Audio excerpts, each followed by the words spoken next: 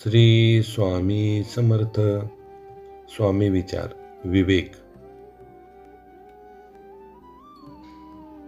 स्वामी समर्थ महाराजांचे विवेक विषयक विचार.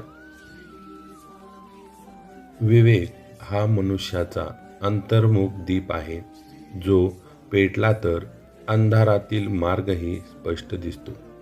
विवेक ज्या व्यक्तीच्या अंगी विवेक हा गुण आहे, त्याला अंधारातही मार्ग स्पष्ट दिसतो. म्हणजे त्याच्यासमोर कितीही अवघड परिस्थिती आली तरी त्याला योग्य तो निर्णय घेता येतो. चांगले वाईट, योग्य अयोग्य याचा सारासार विचार करून आपल्यासाठी व इतरांसाठी काय योग्य आहे, म्हणजेच जे चांगले आहे तेच निवडू शकतो. वासनांचा गोंगाट मनाला भ्रमात टाकतो. विवेकच मनाला स्थिर करून सत्य दाखवतो. आपण जीवन जगत असताना आपल्या सभोवताली अशी परिस्थिती निर्माण होते ज्यामुळे आपले मन भ्रमित होते. परंतु त्यावेळी आपल्याकडे विवेक हा गुण असेल किंवा आपल्यामध्ये विवेक असेल तर आपण मनाला स्थिर करून सत्य दाखवू शकतो. म्हणजे विवेक मनाला सत्याचा मार्ग दाखवतो. चांगले वाईट यापैकी चांगले जे आहे ते स्वीकारा, असे विवेकामुळे आपणाला शक्य होते. म्हणून माणसाच्या अंगी विवेक असायला हवा. त्याला योग्य अयोग्य हे पटकन समजून येतं आणि त्याचं नुकसान होत नाही. जिथे लोभाचा धूर असतो तिथे विवेकाचा प्रकाश दिसत नाही. म्हणून मन स्वच्छ ठेवा. ज्या ठिकाणी माणसाला लोभ, हव्यास, स्वार्थ या गोष्टी हव्याशा वाटतात, त्यावेळी विवेकाचा प्रकाश देखील काही काम करू शकत नाही. म्हणजे धुरात ज्याप्रमाणे आपणाला पुढचं काही दिसत नाही, त्याप्रमाणे लोभाचा धूर झाल्यावर विवेकाचा प्रकाश देखील दिसत नाही. म्हणून आपले मन स्वच्छ ठेवा. आपल्या मनाला लोभ, हव्यास, स्वार्थ याचा स्पर्शही करू देऊ नका.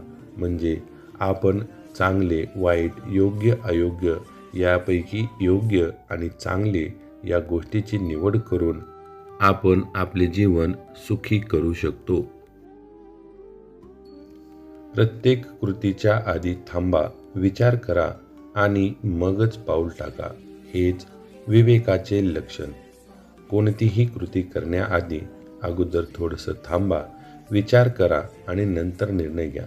म्हणजे कोणतीही कृती केल्यानंतर त्याचे काय परिणाम होतील, ती कृती चांगली आहे की वाईट आहे, ती कृती योग्य आहे की अयोग्य आहे, त्याचे परिणाम चांगले होणार आहेत की वाईट होणार आहेत याचा विचार करा.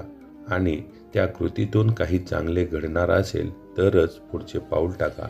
हेच विवेकाचे लक्षण आहे.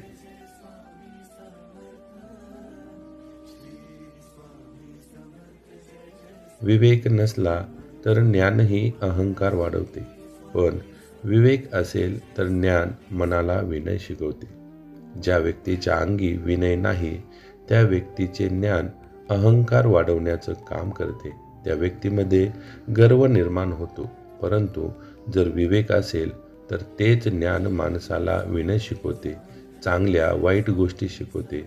चांगल्या गोष्टी कशा निवडायच्या, योग्य गोष्टी कशा निवडायच्या हे विनयामुळे आपणाला कळते. म्हणून माणसाच्या अंगी ज्ञानासोबत विनय देखील असणे खूप आवश्यक आहे. लोक काय म्हणतील यापेक्षा ईश्वराला योग्य काय वाटेल हे पाहणे म्हणजे विवेक. लोकांना काय वाटेल यापेक्षा ईश्वराला योग्य काय वाटेल या गोष्टीकडे लक्ष देणे म्हणजे विवेक होय. तात्कालिक सुखाकडे धावू नका. दीर्घकालिक हित पाहून चालणे म्हणजे विवेकीपणा. तात्पुरते सुखाच्या मागे धावू नका.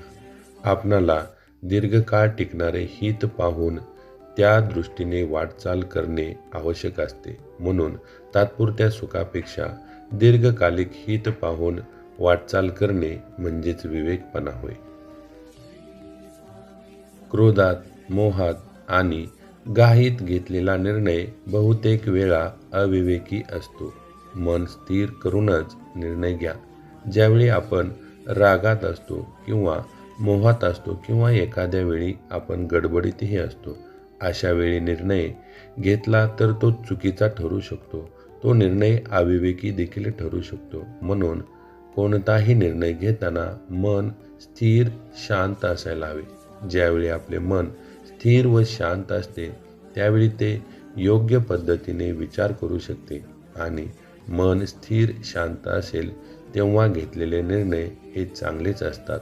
म्हणून घाई गडबडीत निर्णय न घेता, रागाच्या भरात निर्णय न घेता मन शांत असेल तेव्हाच निर्णय घ्या.